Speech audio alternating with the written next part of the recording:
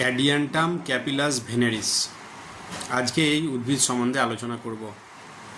Electro হোমিওপ্যাথির পর্যায়ক্রমে যে উদ্ভিদগুলো সম্বন্ধে আলোচনা করছি, আজকে আরেকটি উদ্ভিদ সম্বন্ধে আলোচনা করব। এটি 3য় নম্বর উদ্ভিদ। উদ্ভিদটির নাম অ্যাডিয়ান্টাম ক্যাপিলাস ভেনেরিস। এই উদ্ভিদটি কোথায় পাওয়া যায় এবং এই উদ্ভিদ থেকে তৈরি ঔষধ কোন কোন রোগের ক্ষেত্রে ব্যবহার করা যায় সে সমস্ত বিষয় আজকে জানব। তো এই অ্যাডিয়ান্টাম এই উদ্ভিদটি সাধারণত পাহাড়ের অঞ্চলে পাওয়া যায়, পাহাড়ি অঞ্চলগুলোতে পাওয়া যায়। এবার দেখা যাক এই উদ্ভিদ থেকে যে ঔষধ তৈরি হয় সেই ঔষধ কোন কোন রোগের ক্ষেত্রে ব্যবহার করা যায়। এই ভেষজ উদ্ভিদের পাতা, শিকড়, কাণ্ড মূলত কিডনি পাথর, ডায়াবেটিস, ছত্রাক সংক্রমণ, থাইরয়েড এবং শ্বাসযন্ত্রের ব্যাধির চিকিৎসায় ব্যবহৃত হয়। এই উদ্ভিদের থেকে যে ঔষধ তৈরি হয় সেই উদ্ভিদের ঔষধটি কিডনি পাথরের ক্ষেত্রে ব্যবহার করা যায়।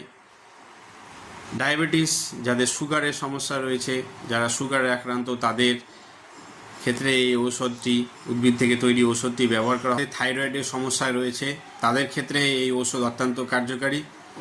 এবং যাদের শ্বাসযন্ত্রের সমস্যা রয়েছে, শ্বাস প্রশ্বাস নিতে কষ্ট হয় এবং বুকে ব্যথা এবং হার্টের সমস্যা রয়েছে, তাদের ক্ষেত্রেও এই ঔষধটি অত্যন্ত কার্যকরী।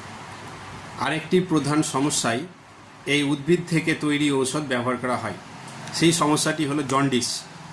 প্রাচীনকাল থেকে জন্ডিসের সমস্যায় এই ঔষধ ব্যবহার করা হয়। এর সাথে সাথে লিভার সমস্যা, গলব্লাডার সমস্যা এবং প্যানক্রিয়াসের সমস্যায় এই ঔষধ অত্যন্ত কার্যকরী।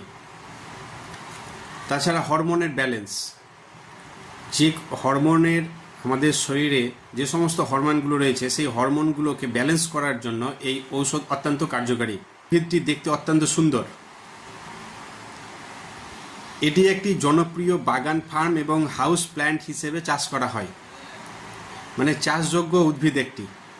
ঘর সাজানোর কাজে অনেকের বাড়িতে দেখা যায় যে টবে এই গাছ লাগানো আছে। এবার জেনে নেওয়া যাক এই অ্যাডিয়ান্টাম ক্যাপিলাস ভেনেরিস ঔষধটি ইলেকট্রো হোমিওপ্যাথির কোন বিভাগের ঔষধে ব্যবহার করা হয়।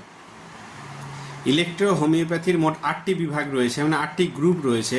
এই 8টি গ্রুপের মধ্যে একটি পেটোরেল গ্রুপ। এই গ্রুপের P1, P2, P3, P4 এই ঔষধগুলিতে এই উদ্ভিদটি ব্যবহার করা হয়ে থাকে। তো আশা রাখছি আজকের এই ভিডিওটি সকলকে ভালো লাগলো।